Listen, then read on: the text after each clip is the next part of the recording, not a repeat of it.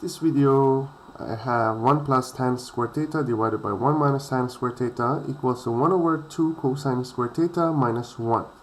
So let's see how to do it. I can start from the left hand side or right hand side, doesn't really matter in this one.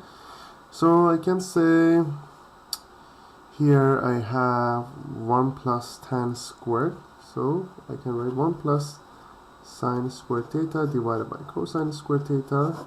Here I have 1 minus sine squared theta divided by cosine squared theta.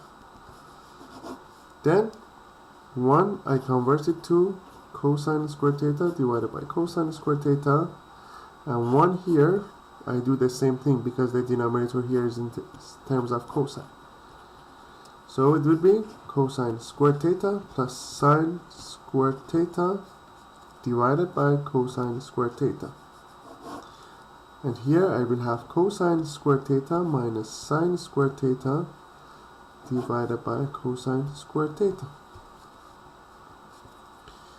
So what I can do, these two can cancel out, and then I will have cosine squared theta plus sine squared theta divided by cosine squared theta minus sine squared theta.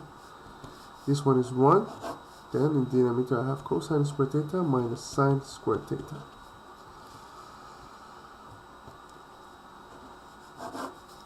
Then in here